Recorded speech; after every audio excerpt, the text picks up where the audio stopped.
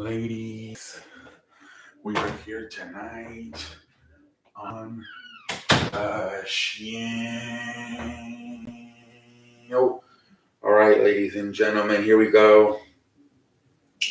So the biggest thing is Kofi Kingston, man. He said on an interview he wants to wrestle Seth Rollins for the championship or the world championship. I don't know, man.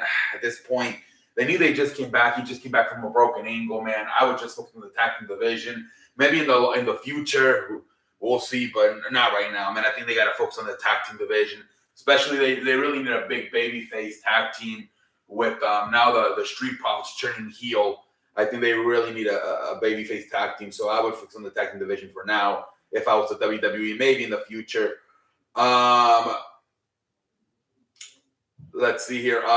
AEW very happy with last night's match between Rob Van Dam and Jack Perry. Yeah, he looked pretty damn good, man. For being like 51 years old, 52, he looked pretty damn good. The Rob Van Dam, man, still pretty damn athletic, man. Still looked pretty good. One of the best matches of the night, honestly. Pretty damn good. I could argue that could even make the fucking main event of the show, honestly. That's how good that was, man. But yeah, pretty good match, man. WWE pulled out a list of the last wrestlers, the top 10 wrestlers who have been researched the most over the last year, and you're not gonna believe it, but both Bad Bunny and Logan Paul are in the top 5. Jesus Christ, are you kidding me? Bad Bunny, Logan Paul in the top 5. Jesus Christ. The list also includes Roman Reigns, John Cena, and Brock Lesnar. Those are the top 5. But the fact that Bad Bunny and Logan Paul were both in the top 5, pretty impressive. Jesus Christ. Buddy Matthews and Rhea Ripley got engaged. Congratulations to them, man. Got engaged last night. Congratulations to getting engaged to Rhea Ripley and Buddy Matthews. NXT had one of their highest ratings last night. Over 775,000. Their most since 2021.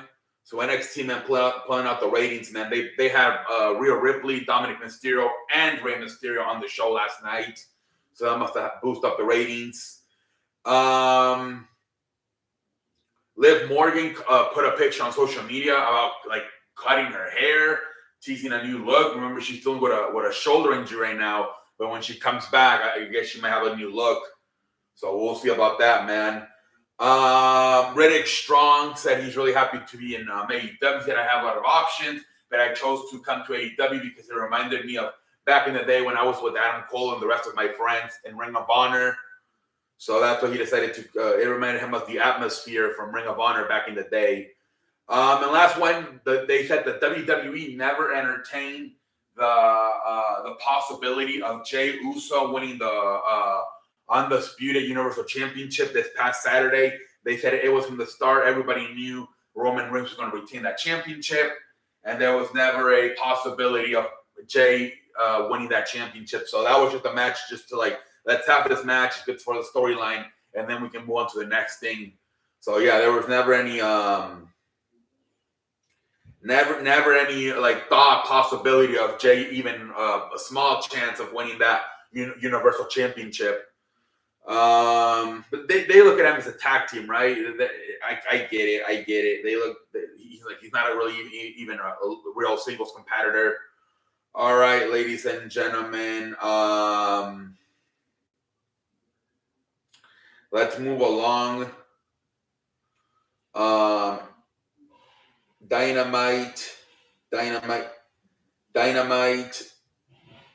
Let me see here. What was the yesterday was what? August 9, 2023. Okay, lady, okie dokie.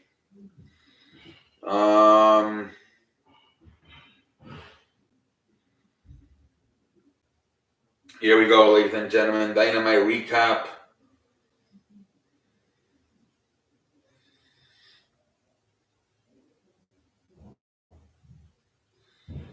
All right, ladies and gentlemen, from freaking Ohio. Let's go, man. So we start off with the Jericho Society. Everybody's in the ring. Daddy Magic calls out Jericho, and pretty much they all start walking out on Jericho. All of them. Started off with that. It started off with Daniel Garcia, and it finished up with Sammy Guevara. Sammy Guevara was like, "Hey, man, I've been here with you for 4 years because we started this company back in 2019. So, but for now, I'm gonna walk away. Maybe in the future, I'll come back if like you change. But now, I thought you was being too selfish, and they're like, we're tired of being here, appreciating you. We want to do things on our own.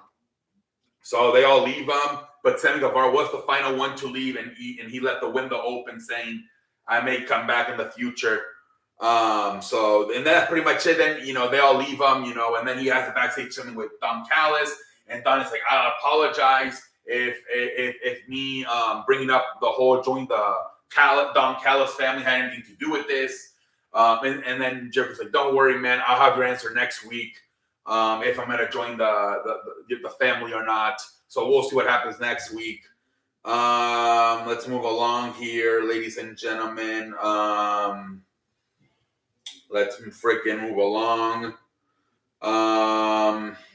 Then we had the Young Bucks, which was the Hardy Boys. And this match, I don't know, it was good, but kind of short. I don't know if it's because the Hardy Boys can no like wrestle that long anymore. But I'm like, damn, man, this match could have been a classic maybe 5-10 years ago. This is the second time they tried it. They tried it a few, I think at Double or Nothing, and it didn't work out really good either. Here tonight, it was a little bit better, but still kind of. I just don't think. I think the Hardys are kind of washed. I would love to see like a freaking a TLC version of AEW with like freaking the Young Bucks, the Hardy Boys, and FTR. That would be fantastic, man.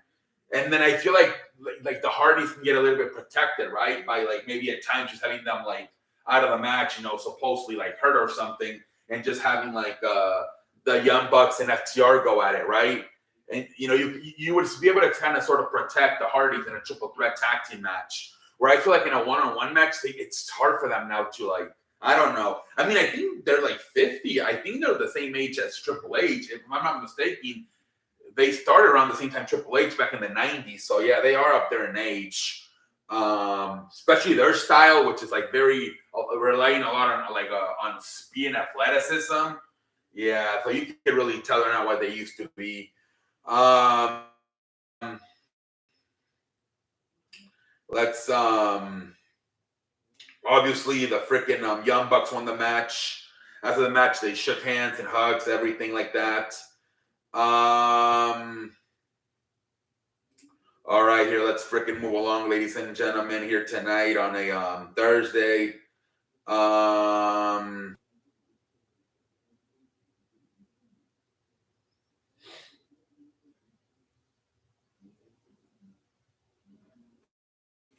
Let's see here. And then we get an FTW match. Jack Perry putting the FTW Championship on the line versus Rob Van Dam. Very good match, man. Like I said, our Rob Van Dam looked pretty damn good, man. Still looks pretty damn good. Hell of a match, man. At the end, they throw the freaking chair at the referee. The referee falls.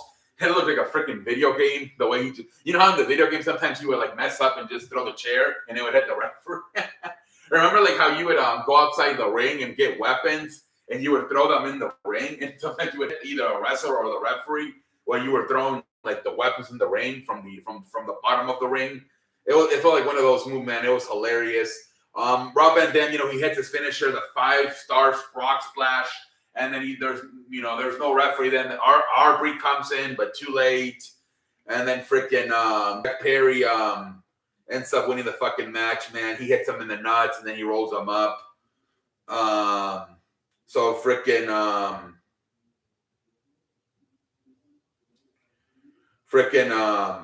Jack Perry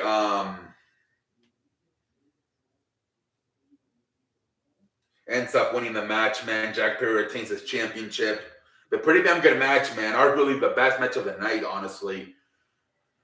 Let's move along here, man.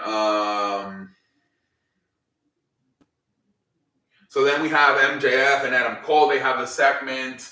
If freaking MJF is like, you want to have a promo battle, he's like, dude, you're so skinny. Holding would have snorted you in the 90s.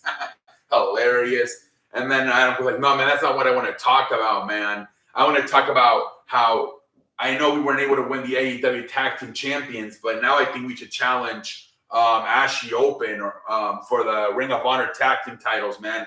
I was in Ring of Honor, and those are the only titles I did not win. And I think we should do it at the same night as we battle for the AEW World Champion at All In. At first MJ's like, I'm going to compete twice. And one night he's like, yeah, man, let's do it. And then he's like, okay, I'm a sucker for a pop. So then he just freaking accepts it. So now they're going to wrestle 2 matches at All In. First versus the Ashi Open for the Ring of Honor Tag Team titles. And then obviously they're going to have that's going to be interesting to see how that goes, man. Pretty interesting. Then Riddick Strong comes out. He's throwing a tantrum. He's like, hey, Adam Cole, I'm telling you not listen to this guy, man. And then MJF is like insults Riddick Strong, tells him to go home and go cry in his pillow and goes on and listen to Taylor Swift. And then he just walks away. He kind of looked like a pendejo, Riddick Strong. 2 other guys, I believe, from the Kingdom came and hugged him. And he kind of looked like a pendejo. They made Riddick Strong look like a pendejo here. And then Adam Cole, this was interesting. Adam Cole gets mad at MJF. He pushes MJF. Like, that's my friend too. You're both my friends. You're making fun of him. What is wrong with you? And MJF gets all pissed. You can tell in his face he's pissed. And then Adam Cole almost gets scared that he sees the face on MJF. He's like, I'm sorry, man. I'm sorry. It's just that he's my friend too. I'm in a rock and a hard spot right now. Like, I'm gonna go check on him. Is that fine? He's like, yeah, go check on him. But yeah, that was interesting to me, that part where, he pushes him and then he's pissed off at him for making fun of Riddick Strong. And then he sees the look of anger on MJF's face. And then he backs down, like I said, almost like he gets scared.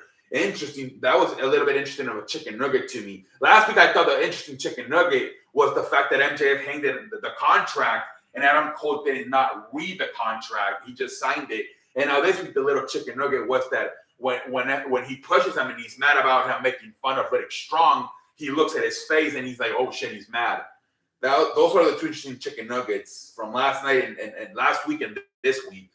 Anyways, let's move along, ladies and gentlemen. Let's freaking move along, man.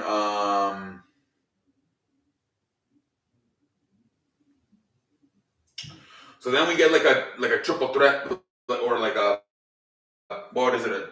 A trios match, I guess. The Lucha Brothers versus the John Moxley. And it's just a tag team match. I think you battled on Claudio Castagnoli and John Moxley versus the Lucha Bros. Very fun match. No rules. They're just hanging all over the damn place. Freaking at the end, man, they take was it Ray Phoenix? I forgot which one it was. No, it was Penta. Penta. They took his mask away, and then they put him in a full roll-up, and he's covering his face so he can't kick out. And he also John Moxley's holding onto the tights. So the John Moxley and Claudio Castagnoli win the match. After the match, they start beating them up. Claudio's wearing the mask, Penta's mask, as they're beating both Penta and Ray Phoenix up. So, I don't know. I guess this season to continue. I don't know.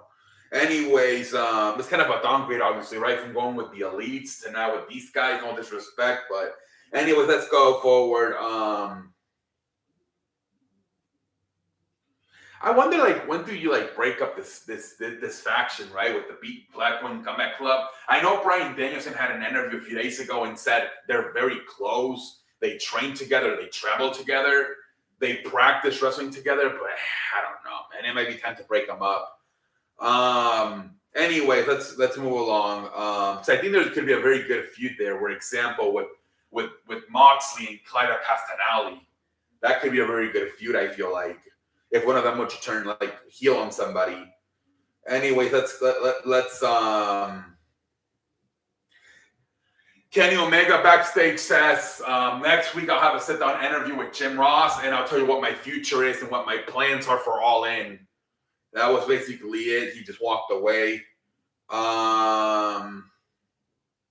And then the mobile ambassador makes their way to the ring, Swerve Strickland and the rest of the guys, AR Fox, and then they pretty much, they talked about what they did last week. Then Darby Allin comes like, hey, you used to be my friends. Now you're no longer my friends. I see you have new friends, AR Fox. But remember, I still have more friends. The lights go off. Sting comes out. Everybody runs away, but freaking Strickland freezes of fear. He stays in the ring. He gets beat up by Sting. And then they challenge him to a tag team match, or at least that's what Tony Khan said. A tag team match was announced after that. It was Swerve Strickland and AR Fox versus Darby Allin and Sting. And I think it's a coffin match. So like a coffin tag team match at All In. It's freaking All In, man. All right, ladies and gentlemen. I think it was it already the main event? Oh, yeah, I believe it was.